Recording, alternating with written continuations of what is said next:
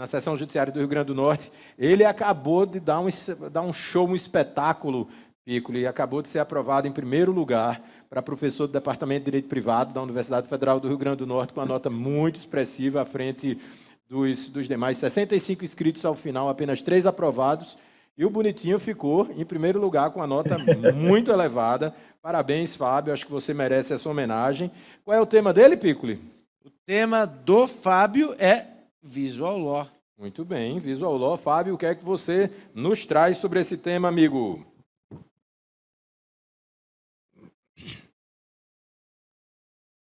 Boa tarde a todos. Estão me ouvindo? Sim, sim. Ouvimos. É uma satisfação enorme estar aqui nesse evento.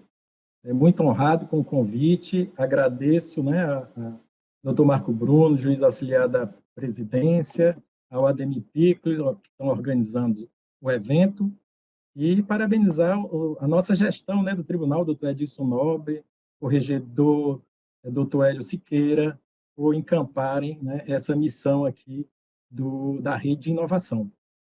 Eu gostaria, como vou falar de Visual Law, né, eu gostaria de apresentar alguns slides. É só compartilhar aqui, né?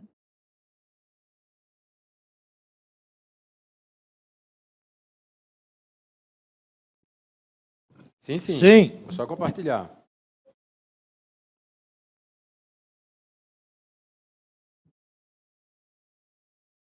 Apareceu aí?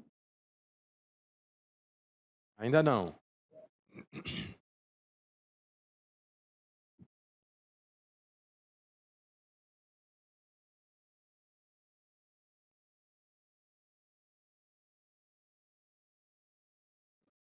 Ok? Ok. Pronto, vamos lá e obrigado, Marco Bruno, grande amigo, aí pelas felicitações. Vai ser uma honra integrar o FRN. E hoje o meu propósito aqui é conversar um pouco com todos vocês sobre Visual Law, tendo em vista o foco na experiência do usuário, trazendo algumas iniciativas, experiências da Justiça Federal do Rio Grande do Norte e da 7ª Vara Federal. Eu queria partir, né, trazendo aqui para todos vocês e ressaltando mais uma vez a missão da nossa Justiça Federal do Rio Grande do Norte. Ela tem a seguinte descrição no plano, né, estratégico que foi recém-aprovado e publicado para o triênio. Garantir à sociedade uma prestação jurisdicional acessível, rápida, efetiva e inovadora. A palavra inovação está no cerne da missão da nossa Justiça Federal.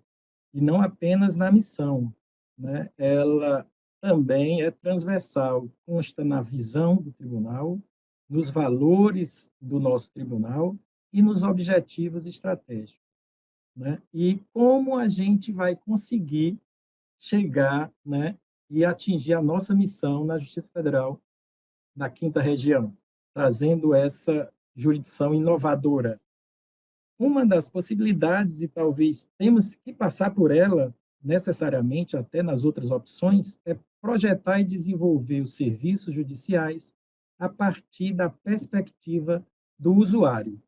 Precisamos agregar valor ao serviço e ao produto, né, judicial, e a gente só consegue fazer isso se a gente ouvir o usuário, se a gente sentir o usuário, como diz recentemente nosso corregedor regional, Hélio Siqueira, doutor Hélio, temos que voltar a sentir, né, o usuário, o cidadão, aquele para o qual, né, a gente exerce a missão da Justiça Federal da 5ª Região. Bom, e a grande pergunta é, qual o método para inovar? Aqui eu me lembrei da doutora Gisele, da colega, na resposta para o doutor Marco Bruno, né? É uma pergunta de milhões de dólares. É difícil ter um método. Na realidade, não há um método, né? Cada um inova, às vezes até intuitivamente, mas em termos organizacional, de instituição, a gente precisa ter uma linha, ter uma diretriz, ter uma abordagem para poder catalisar todas as ações de inovação. Historicamente, a metodologia utilizada é o design, né?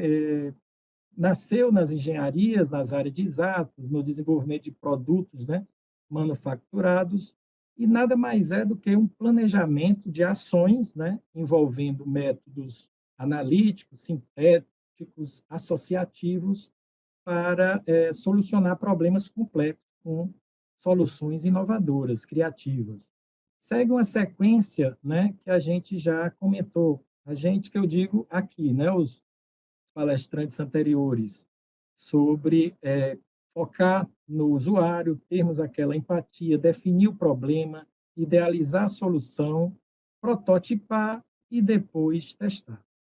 E poderíamos utilizar, ou poderemos utilizar isso no direito perfeitamente, né? Já se desenvolveu a área do legal design, melhor dizendo, na área do direito, que segue também a mesma metodologia e tem sido utilizado, é o método utilizado com abordagem design thinking, né, nos laboratórios de inovação de toda a quinta região. E podemos aplicar o legal design em várias camadas, desde a camada mais ampla, que seria para projetar o próprio sistema, no caso aqui o sistema judicial como um todo, como também podemos subir essa pirâmide, fazer o design organizacional, né, da própria organização, da estrutura e das práticas. Temos aqui dois grandes exemplos, né? Os laboratórios de inovação que foram criados, né, o primeiro no Rio Grande do Norte, na gestão do Dr. Marco Bruno, e depois difundido por toda a quinta região. E agora, na data de hoje, que a gente lança, né, o tribunal lança a rede de inovação da Justiça Federal da quinta região. Eles aqui podem ser enquadrados como design organizacional. Subindo a pirâmide, temos o design de serviços, né? Que aí está mais próximos, digamos, do usuário, né? É justamente modelar a parte, né, da prestação em si do serviço. Temos duas iniciativas na Justiça Federal do Rio Grande do Norte que eu queria trazer aqui para todos, né? Trazer essa informação que às vezes não tem ainda esse nivelamento. Na gestão do Dr. Marco Bruno, ele criou a figura do ombudsman, que era para justamente fazer a crítica e receber manifestações dos servidores internos a respeito da gestão administrativa, né? Inclusive, eu fui designado o segundo ombudsman, né? O primeiro foi o Paulo Benz, diretor da Quinta Vara, e eu sucedi a ele como segundo ombudsman e estou já, eu acho que 3 ou 4 anos. E neste ano a gente, Dr. Carlos Wagner, já na gestão dele, criou a ouvidoria da Justiça Federal do Rio Grande do Norte, que seria um complemento para demandas externas. Tudo na área administrativa, né? Porque em termos judiciais é atribuição total, né, exclusiva da Corregedoria Regional.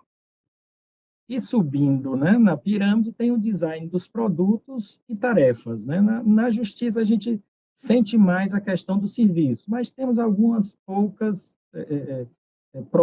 tarefas e produtos que a gente também pode conceber. Por exemplo, fizemos lá na sétima vara, no laboratório, o manual de atribuição pelo Design Thinking, no laboratório de inovação, que era criar regras de substituição entre servidores, de função, de compatibilidade com teletrabalho e outras coisas mais. E o formato em si da própria teleaudiência, que surgiu da pandemia, também é um exemplo de design de produto. E na ponta final é o design da informação, que é justamente o meu propósito de hoje, falar sobre o Visual Law. Então, ele é a parte final de todo esse processo. E o que vem ser, né, o Visual Law? Qual o objetivo dele? É simples, né? Nada mais é do que melhorar a comunicação com o usuário, né? A comunicação bidirecional, tanto informar como também receber.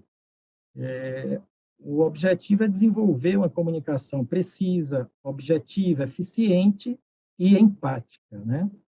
Temos que sentir, como já disse, o próprio usuário, cliente final. E o ferramental é a utilização de elementos visuais, gráficos, tabelas, imagens. Eu aqui faço uma pergunta a todos: quem não teve um professor de ensino médio, de física ou química, e que dizia que um gráfico valia mais do que 1000 palavras, né? É um provérbio milenar chinês que tem muita razão. Às vezes a gente não consegue condensar tudo em textos, e por isso os gráficos, tabelas, imagens reforçam, né, aquela comunicação e potencializam o entendimento das duas partes.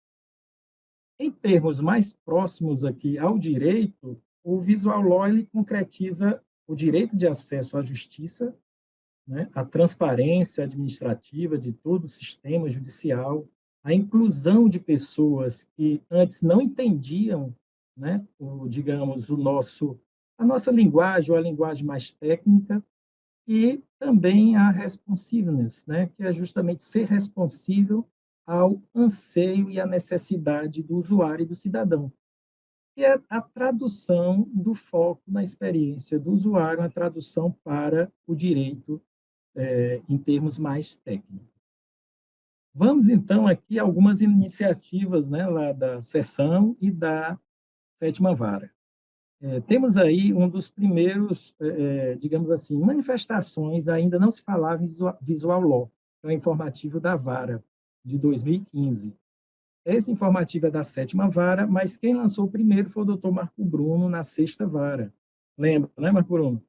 Muito bem. Aí a gente, pegando a ideia, seguindo a iniciativa e o pioneirismo do doutor Marco Bruno, a gente imediatamente adotou e utilizamos gráficos, tabelas para apresentar a todos, especialmente aqui o usuário externo, que normalmente não entende, não tem acesso fácil às informações estatísticas, e a gente apresenta isso no mural, né? Então, fica tanto na página da internet como o mural lá da Justiça Federal, nos halls de entrada, na sala de espera. Aqui, por exemplo, eu chamo a atenção, por exemplo, aqui é em julho, a gente pode ver que a tramitação, a distribuição do juizado está mais de 1.500 processos.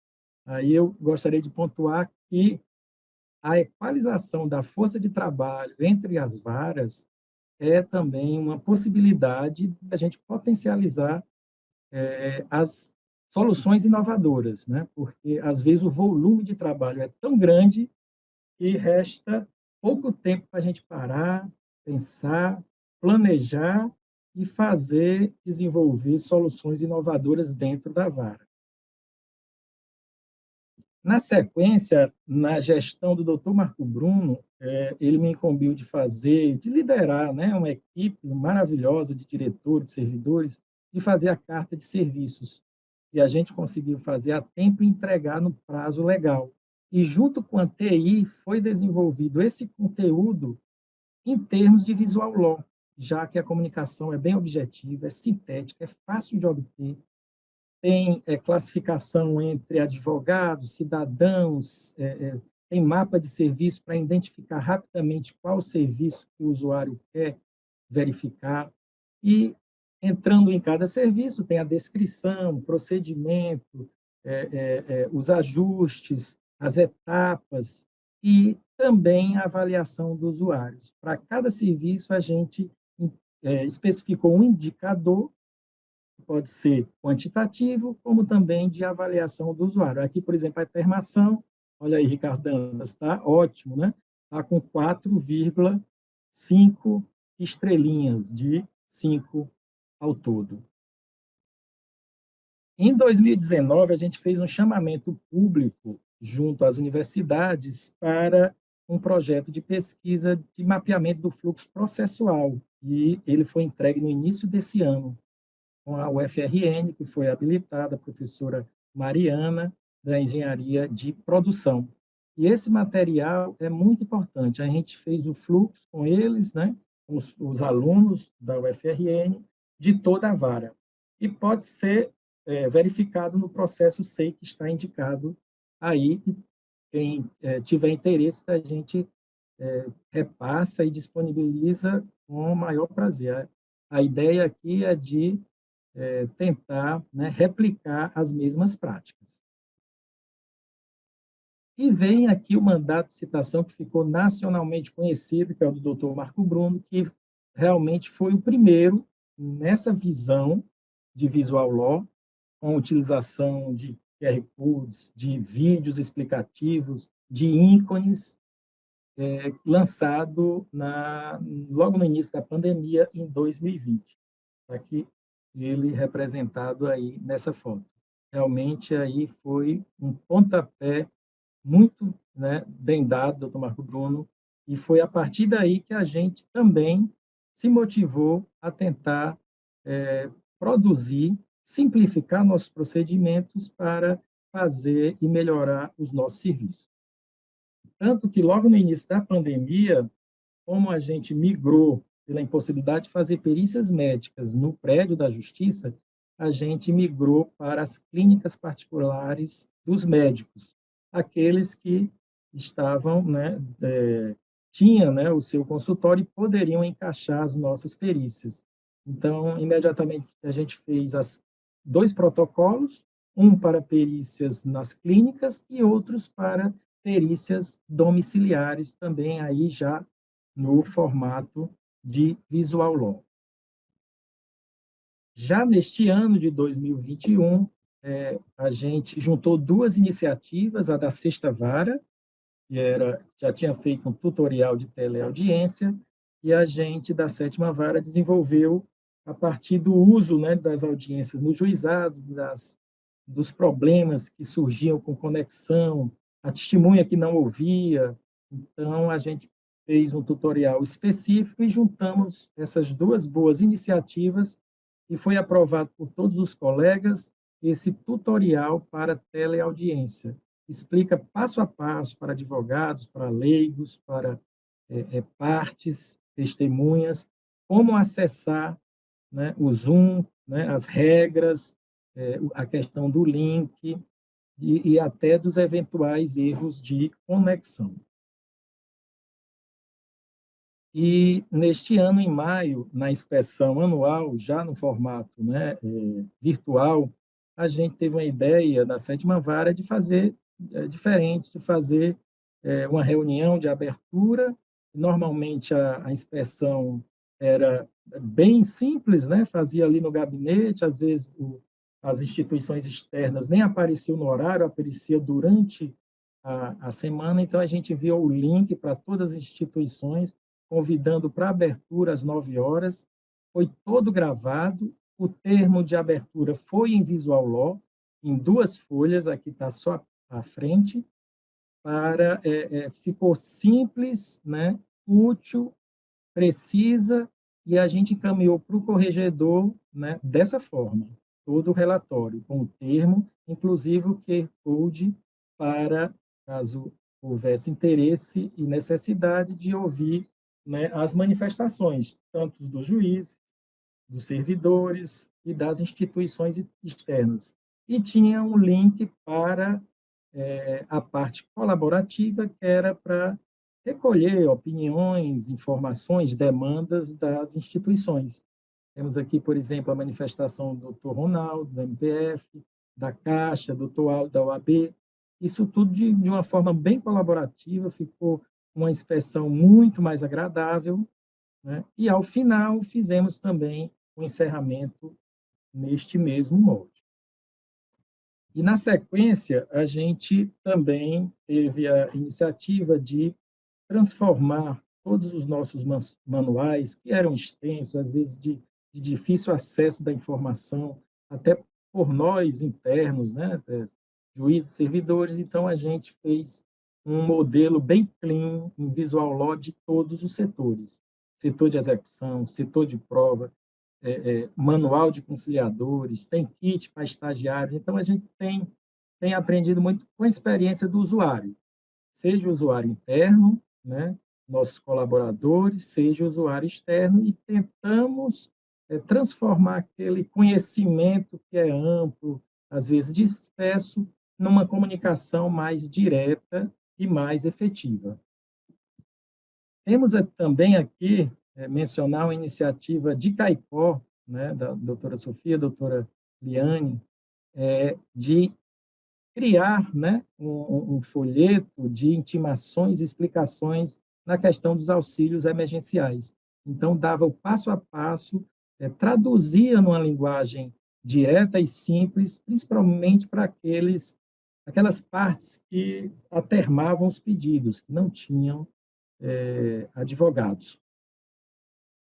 E, recentemente, ontem, a gente aprovou, até publicou, já está no nosso site, assim, à disposição de todos, inclusive para eventuais críticas e melhorias, o Manual dos Assistentes Sociais.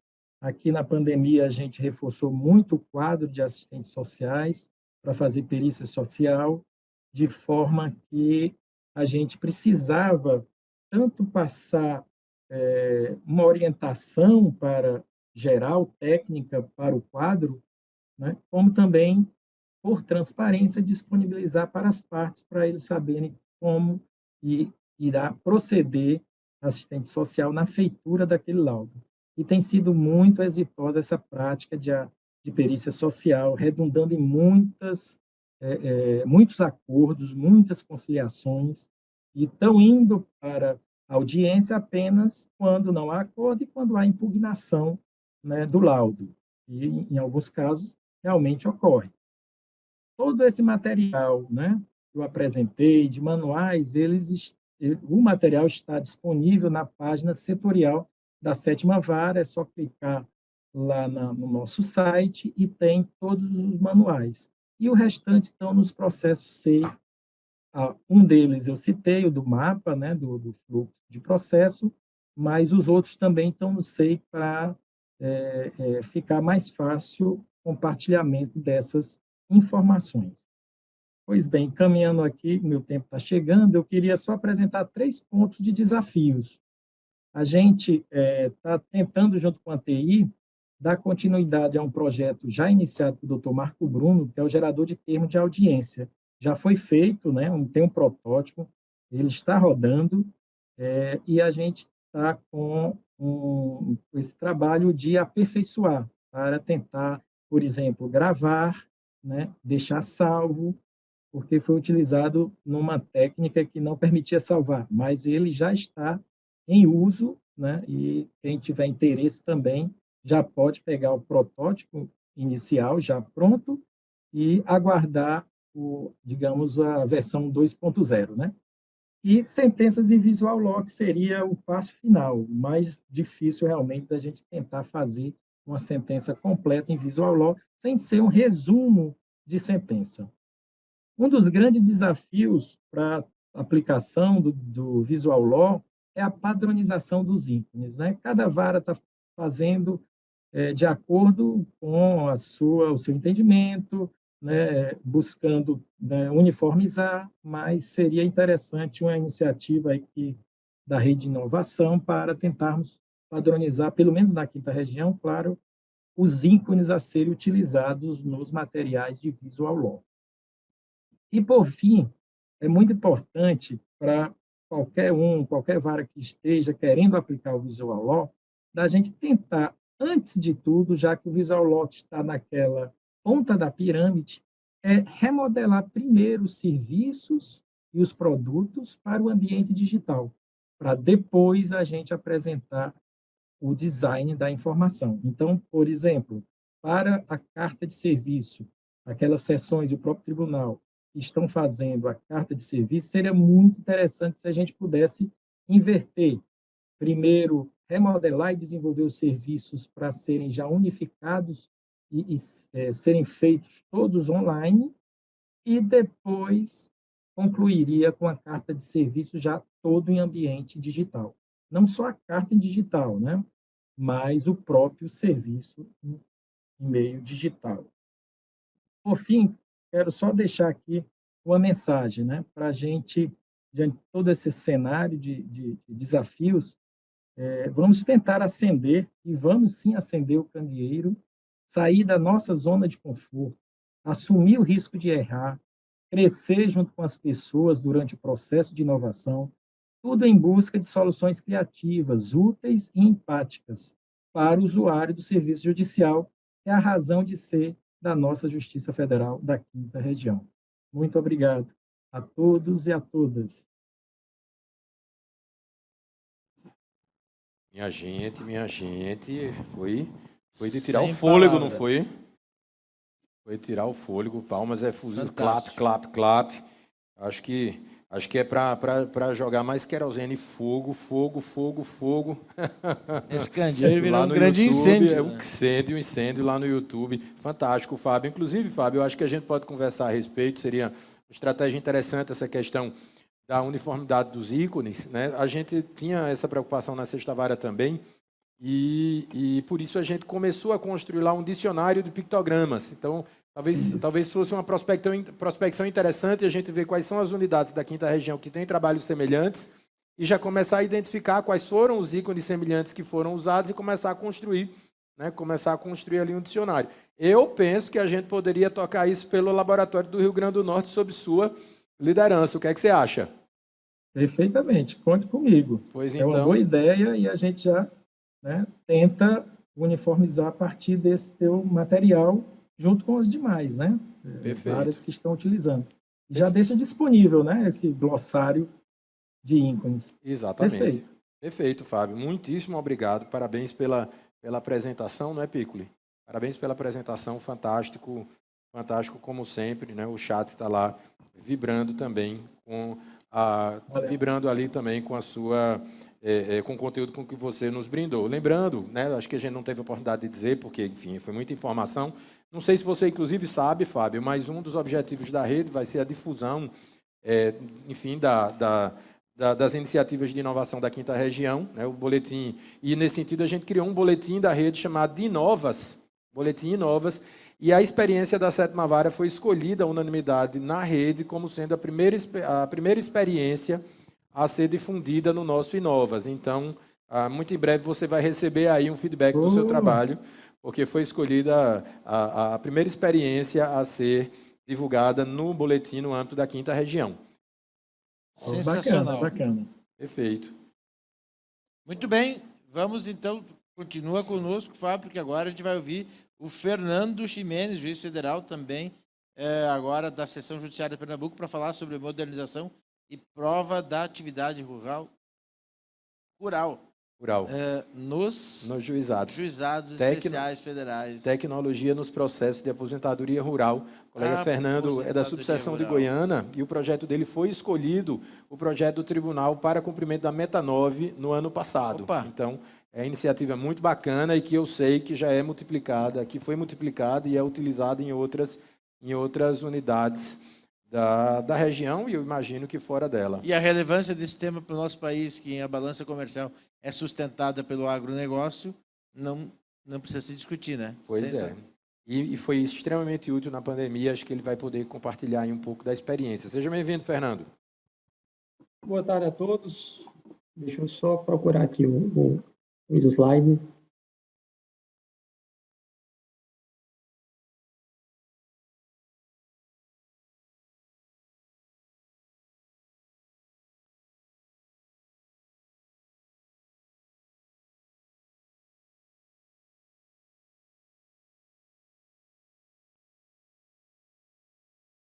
Aparecendo aí.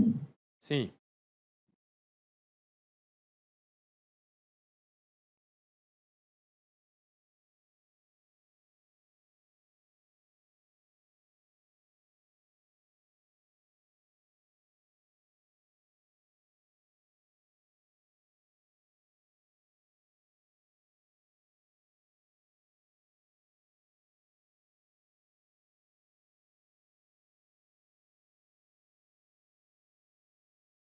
Bom, gostaria primeiro de parabenizar o Marco Bruno, toda a equipe do tribunal, doutor Edilson, doutor Hélio, pela concepção do evento e pela essa iniciativa de realmente dar essa ênfase na adoção de novas tecnologias e de novas ideias para solucionar esses entraves que a justiça vem apresentando e que a gente tenta sempre, com criatividade, tentar contornar.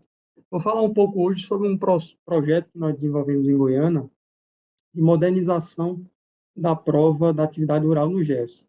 Eu já falei algumas vezes sobre esse projeto, eu já pretendo dar uma abordagem um pouco mais concreta, mostrando, de fato, como esse registro audiovisual é feito e como nós estamos desenvolvendo essa experiência lá em Goiânia. A nossa ideia lá foi basicamente a de adotar meios tecnológicos, sobretudo os de registro de imagens e de sons, para que a gente pudesse ter uma concepção um pouco mais aprofundada da prova da atividade rural nos juizados especiais federais. Para quem não sabe, boa parte da economia do país, sobretudo no Nordeste, depende desses benefícios rurais. Então, uma boa parte da população depende para sobreviver de aposentadorias rurais, de benefícios por incapacidade rural. E para que essas pessoas possam fazer jus a esses benefícios rurais, é necessário que elas comprovem que elas exercem essa atividade rural pelo período exigido pela legislação, pela quantidade de anos exigida pela legislação, para que elas possam, de fato, obter esses benefícios, como, por exemplo, a aposentadoria. E, tradicionalmente, na Justiça Federal, para que nós possamos avaliar se essa pessoa exerce ou não atividades rurais, nós costumamos realizar uma audiência de instrução para que, por meio da coleta da prova oral, tanto da parte autora como das testemunhas, o juiz possa aquilatar se, de fato, aquela parte ela exerce ou não atividade rural pelo prazo exigido. Ocorre que, com o advento da pandemia, nós tivemos uma dificuldade muito grande de realizar essas audiências, por conta dessas limitações de contato pessoal. Então, a audiência presencial, realmente, ela ficou prejudicada. Isso gerou um problema muito grande no sentido de um grande volume de audiências represadas, aguardando o momento em que a pandemia acabasse, para que elas pudessem ser realizadas. Naquele tempo, a audiência virtual ainda não estava bem desenvolvida e nós não tínhamos a prática necessária para que nós pudéssemos realizar a quantidade necessária de audiências por mês, para que a gente pudesse cumprir a nossa meta e fazer com que os processos andassem com regularidade. Para que vocês tenham noção, na Vara de Goiânia, por exemplo, que é uma unidade comum, eu diria, do interior, nós temos a distribuição de cerca de 400, 500 processos no Juizado Especial Federal. E boa parte desses processos são processos de benefícios rurais. Então, para que a gente possa cumprir nosso objetivo mensal, é necessário que nós realizemos toda essa quantidade de processos e de audiências durante o mês. Então, nós pensamos numa forma alternativa de evitar a paralisação desses feitos, que dependia da realização dessa audiência. E a ideia que nós tivemos no momento foi a ideia de criação do registro audiovisual de condições de vida e trabalho, como um projeto piloto desenvolvido lá na nossa Vara de Goiânia. Esse projeto depois foi eleito pelo tribunal como fazendo parte da Meta 9, como o doutor Marco Bruno citou. Então, essa é a imagem do registro audiovisual que a gente fez lá em Goiânia. O registro audiovisual consistia inicialmente numa gravação de um vídeo por parte do advogado, uma demonstração do ambiente de trabalho e da moradia da parte autora. Então, após ser juntada aos autos, o INSS poderia propor acordo imediatamente, ou o juiz poderia sentenciar também de pronto, desde que a prova fosse suficiente para isso. A nossa ideia era substituir essa audiência rural, em alguns casos, para que a gente pudesse diminuir essa enorme fila de audiências que estavam represadas durante a pandemia. E o projeto piloto, nessa fase inicial, teve um resultado bem positivo para a gente conseguiu reduzir em cerca de 30% a fila de audiências represadas. E isso tornou possível que a gente pudesse atravessar um momento mais grave e agudo da crise. Ao longo da pandemia, todavia, as pessoas foram se adequando a participar de videoconferências e os meios de realização virtual dessas audiências foram sendo aprimorados. Os escritórios de advocacia se desenvolveram melhor nesse aspecto, as próprias partes também começaram a ter uma experiência maior em participar desse tipo de videoconferência e a gente conseguiu ampliar a produtividade dessas audiências virtuais. A gente conseguiu, mês a mês, realizar cada vez mais audiências virtuais. Então, assim, a continuidade do projeto, ela não dependia mais desse start inicial, que foi de superar esse problema de audiências represadas. Na verdade, após a adoção do projeto, a gente descobriu algo novo, que foi essa possibilidade de o juiz observar diretamente com os olhos o cotidiano da parte autora no local de trabalho. E, a partir disso aí, a partir desse acervo probatório um pouco mais profundo, definir, de fato, se ela trabalha na agricultura para que ela possa fazer jus a esses benefícios rurais. Então, o juiz, que dependia antes apenas da audiência, apenas do relato oral da parte, A gente sabe que a parte ela tem, primeiro, o interesse em obter um benefício, então é natural que ela module o discurso para que seja favorável ao seu pleito. E a testemunha, no mais das vezes, ela tem, de fato, uma relação pessoal com a parte autora. Então, no mínimo, ela não quer ter nenhum tipo de indisposição com a parte autora. Então, é natural que... acho que alguém falou que a tela não é de exibição, né? Dando para compreender aí. Bom, vou continuar, então. Pode continuar, pode continuar. É um detalhe aqui, né? Bom, e o que é que acontece? Então, possivelmente, esses depoimentos naturalmente, são enviesados. Então, o juiz ele tinha, de fato, acesso a um material, eu diria, um pouco pobre, para que ele pudesse tomar essa decisão a respeito do exercício ou não da parte dessa atividade rural. Então, avançando, só mostrando a imagem aí, que é uma imagem bem típica dos registros audiovisuais que nós observamos lá na nossa vara de Goiânia. A casa de taipa, as pessoas ao redor. Essa aí, na região de Goiânia, é uma região muito pesqueira lá. Boa parte dos crustáceos aqui, tanto de João Pessoa quanto de Recife, são oriundos dessa região aí, de Itajucupapo, que faz parte do município de Goiânia. Então, nós observamos diariamente nos registros audiovisuais esse tipo de realidade. Então, é bastante interessante, porque aprofunda muito o conhecimento do juiz a respeito de como aquela parte vive. É muito diferente o processo lá com a documentação juntada e depois somente a audiência com a testemunha e a parte autora, do acervo probatório que é formado a partir dessas imagens que o juiz também pode ver de como a parte vive, de como ela se desenvolve naquela região onde ela mora. Então, a experiência demonstrou que nos processos de registro audiovisual, a compreensão do juiz se tornou muito mais aprofundada, e a possibilidade ficou muito mais ampla de compreensão da vida daquela parte autora a partir das imagens e do áudio que é trazido aos autos. Então, até o colega, o Dr. Fábio, anterior, ele usou esse adágio, né, de que uma imagem vale mais do que 1000 palavras. E é exatamente a ideia que retrata o desenvolvimento desse projeto lá na nossa unidade. Então, no começo, o projeto tinha por objetivo resolver o problema das audiências represadas, mas depois, o objetivo maior que nós continuamos adotando lá é de ampliar o conhecimento do julgador a respeito do modo de vida e trabalho daquele cidadão, proporcionando, assim, julgamentos, na minha visão, de maior qualidade. A ideia também é colocar à disposição das partes maiores possibilidades de fazer prova das suas teses, utilizando tecnologia digital para tanto. Porque o processo hoje é digital, as partes, os cidadãos no Brasil resolvem tudo hoje digitalmente ou por meio da internet. Então, assim, nada mais natural do que a gente também, no processo civil, a gente começar a adotar esse tipo de ferramenta que a população já tem à sua disposição e que nós, no Poder Judiciário, acredito que estamos um pouco atrasados nesse aspecto. Então, essa iniciativa ela se soma também à do Visual Law e outras iniciativas também que agregam a tecnologia digital ao Poder Judiciário. E a gente conseguiu usar o registro audiovisual também para outras classes de processo. Um caso interessante, que infelizmente é bastante corriqueiro, acontece de, às vezes, haver uma cessação indevida do benefício previdenciário, porque o INSS, chega alguma informação no INSS que aquela parte faleceu. E aí, o que é que a gente fazia antes? A gente designava uma audiência somente para que a parte pudesse comparecer em juízo para comprovar que estava viva, o que chega a ser até um pouco engraçado, né? E com a adoção do projeto, a gente determina hoje que a parte ela produz um vídeo, e nesse vídeo ela cita alguma expressão que o juiz indica. Nessa ocasião, foi um trecho do artigo 5º, por exemplo, para provar que, de fato, a gravação é atual. E, munido de um documento, ela faz essa gravação e remete ao Poder Judiciário. O juiz aprecia aquele vídeo lá, compreende lá que a parte, de fato, ela está viva, e já sentencia o processo independentemente de aguardar até que houvesse uma disponibilidade de pauta.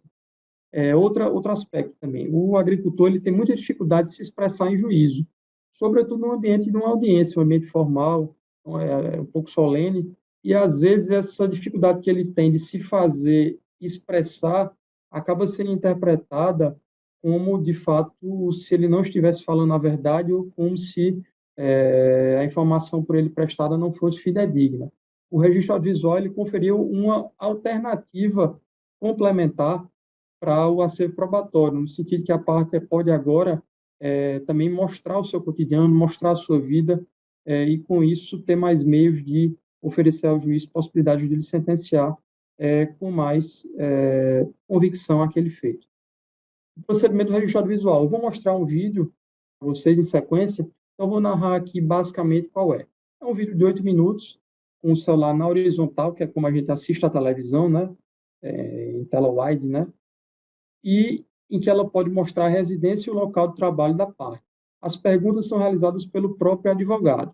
Inicialmente, a gente fazia somente na fase probatória, lá na frente, mas nós passamos a entender que seria mais célere e mais, talvez, a gente conseguiu otimizar o procedimento com a parte ela apresentando já no momento da propositura da demanda. Porque às vezes acontecia de, lá na fase probatória, o INSS não estar convencido e a gente ter que designar uma audiência depois, somente para esclarecer alguma dúvida. Lá em Goiânia, agora, o que é que eu faço?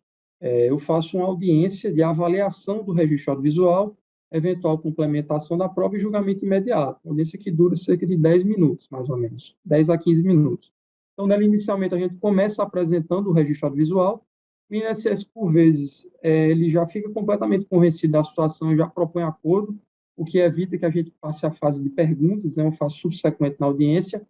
Quando ele não está completamente convencido, ele faz alguma pergunta complementar para esclarecer algum ponto que restou ali, talvez, inconclusivo. A audiência ela tem uma dinâmica totalmente diferente, porque o INSS, nesses casos, o juiz não vai perguntar aquelas perguntas tradicionais de o que é que a pessoa planta, de onde ela mora. As perguntas que são feitas na audiência, considerando que o INSS, o juiz e o advogado já têm acesso às imagens, elas são muito mais específicas e sobre pontos que ficaram ali, talvez um pouco obscuros, como, por exemplo, se o autor esclarecer algum eventual vínculo que ele tenha tido com a prefeitura, algum aspecto um pouco mais específico.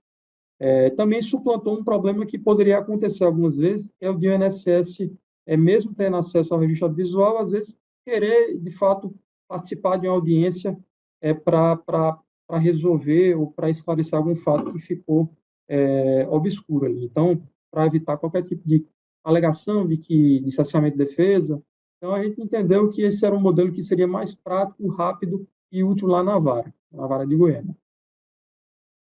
Então, vamos passar aqui ao registro audiovisual. Isso é um caso de uma pescadora, lá da região de Goiânia. Eu vou dar o play aqui no vídeo, mas... Boa tarde, dona Ana. Tudo bem? Olha para mim. Tudo bem. Veja bem, a gente está aqui com o intuito de produzir um vídeo para fazer uma defesa da senhora com relação à sua aposentadoria, que está com o processo tramitando, tá certo? Na Justiça Federal. Uma produção de prova, né? Tá certo? Para poder ajudar lá na sua aposentadoria, tá bom? Pronto, eu me chamo Marcos Henrique, meu número de OAB é 45928. Veja bem, dona Ana, a senhora mora onde? Na Rua do Céu. Na Rua do Céu, é? Fica onde? Nova Divisão. Nova Divisão. Aqui é onde? Qual é o bairro daqui? Tejuco Papo, né? A senhora mora aqui há quanto tempo? Ai, faz tanto tempo que eu moro aqui, não sei nem dizer quanto tempo faz. Faz muito tempo, né?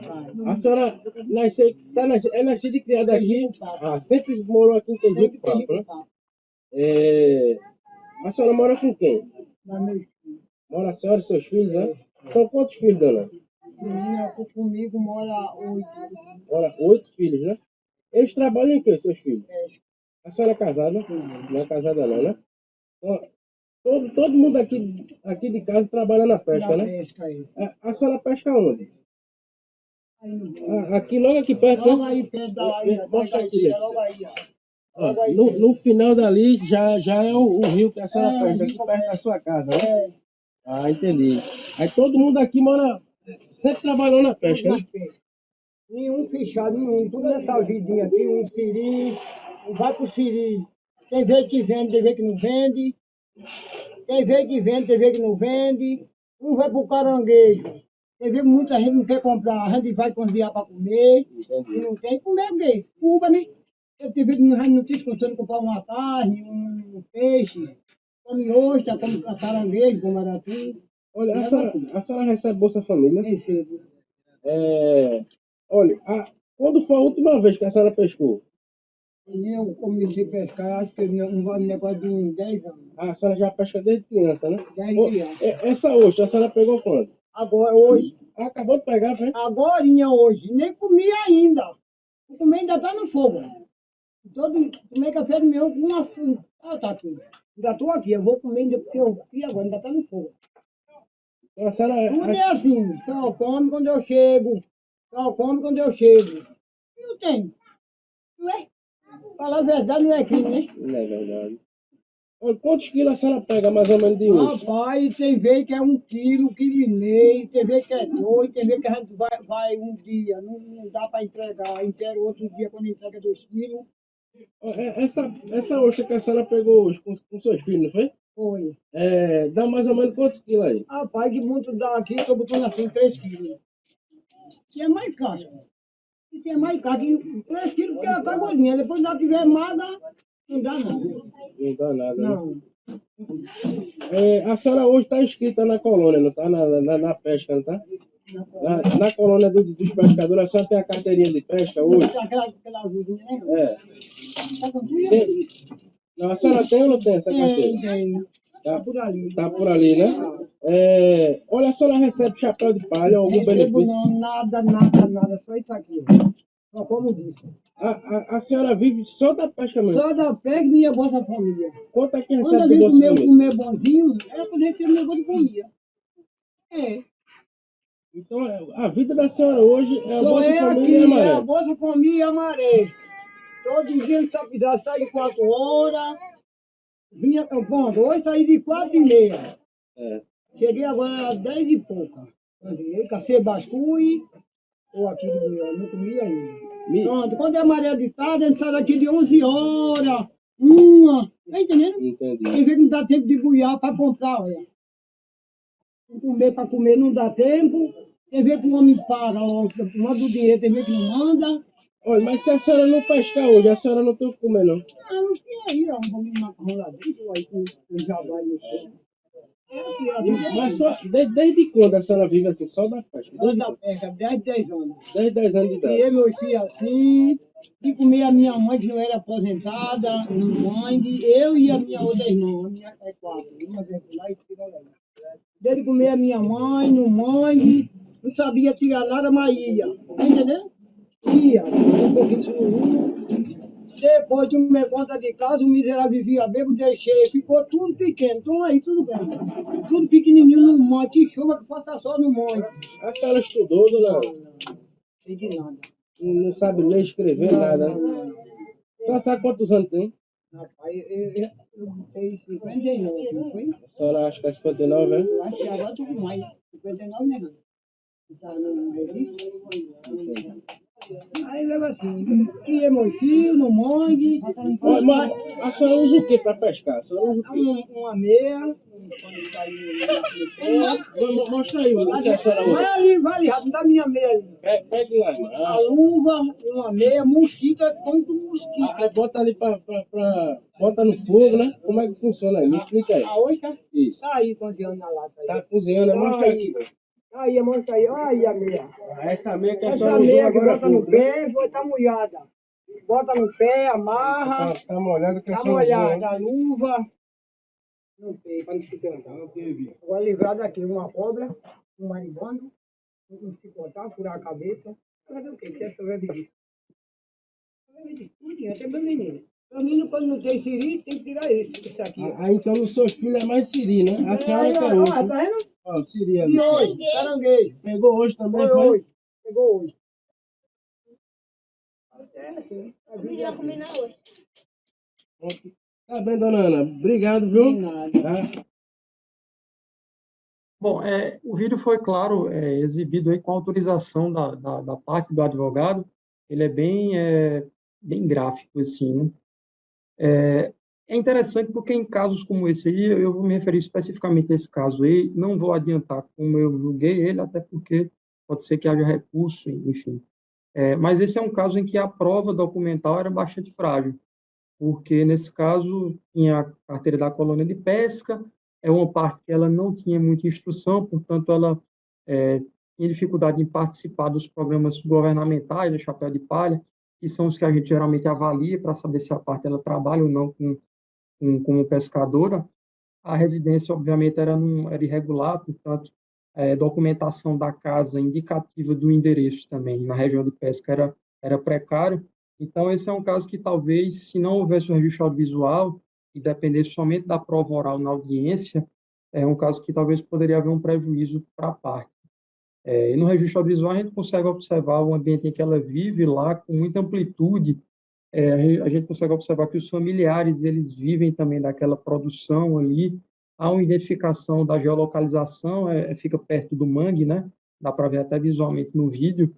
E eu acredito que, assim como nesse caso, em outros casos também ocorre isso, de ter essa ampliação do substrato de prova para que o juiz possa tomar a decisão, para o positivo ou para o negativo. Às vezes também a prova ela esclarece que a parte ela não exerce aquele tipo de atividade, o registro audiovisual, estou me referindo.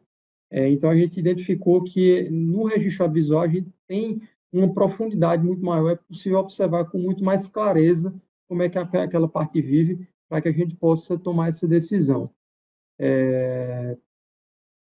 Além disso, as possibilidades de acordo com o INSS, elas cresceram exponencialmente, porque o procurador do INSS fica muito mais confortável em propor um acordo quando ele consegue ver com os olhos dele onde é que aquela parte mora e onde é que ela trabalha.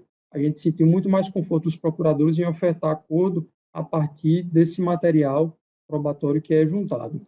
As audiências também ficaram mais curtas nesse sentido, de que, como eu falei anteriormente, as perguntas são muito mais diretas, às vezes não tem nem pergunta, porque o vídeo já esclarece bastante.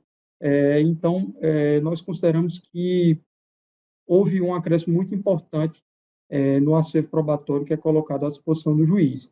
Lembrando que a adoção também é facultativa, a parte autora ela não está obrigada a, como deve acontecer de verdade na liberdade probatória, né, ela não está obrigada a escolher um outro tipo de prova, ela pode adotar facultativamente o registro audiovisual ou não. Após assistir a inúmeros registros visuais, o juiz também passa a conhecer melhor o local onde ele exerce a jurisdição, isso é bastante importante, e a ter uma maior conexão com o público usuário dos serviços da justiça. Em outras palavras, passa a entender melhor o local e as pessoas destinatárias das suas decisões. Isso amplia a capacidade cognitiva do magistrado para entender melhor as situações postas para o julgamento e a proferir decisões mais justas. O juiz passa a conhecer onde é a usina Aliança, onde é Tejuco-Papo. A partir disso, o Chão do Esquecido, várias das localidades que estão dentro da sua jurisdição territorial. E, a partir disso, ele consegue, inclusive, indagar as partes com muito mais acuidade, porque, ele, de fato, ele conhece os locais, então sabe, a partir do discurso da parte autora, perguntar também melhor a ela e com mais precisão para tentar descobrir, eventualmente, de fato, todas as nuances da vida daquela parte.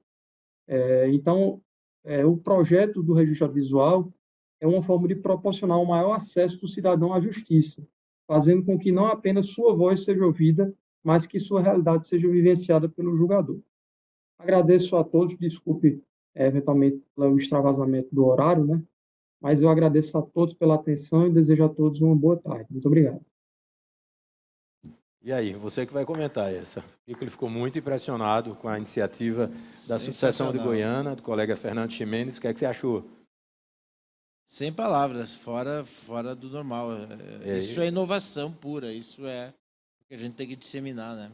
Exemplo de inovação inovação social, inovação que impacta diretamente as pessoas de uma forma inclusiva, é impressionante. Foi com muito orgulho, foi a sensibilidade da colega Joana de ter identificado esse projeto, né, e submetê-lo ao CNJ como sendo, né, o nosso projeto para cumprimento da Meta Nova. Eu não peço palmas lá no chat do YouTube, não. Foguinho, eu peço corações e fogos. Fogos e corações. Fogo. Porque realmente... Fogo para essa chama do candeeiro. Exatamente. Né? Porque não faz sentido, né, a gente conversar o dia inteiro sobre isso se a gente, né, não chegar à essência, né, do que é a inovação, que é o ser humano. Parabéns, Fernando. É muito, muito bonito, muito bonito. Muito bonito esse projeto. Me lembrou muito, estava comentando com o Piccoli, né, da propaganda agora no Dia dos Pais do Mercado Livre, com o Zico e o pai dele, né, inteligência artificial simulando a voz do pai dele dentro do Maracanã. Piccoli fazendo cara feia porque não é flamenguista, eu que sou flamenguista, né, e fã de Zico, né, na verdade o ídolo da minha geração. Né, quando a gente vê, né, a sensibilidade daquilo, a gente vê mais ainda nesse seu projeto. Parabéns, Fernando. Sem palavras. Muito Vamos à obrigado. luta. Parabéns.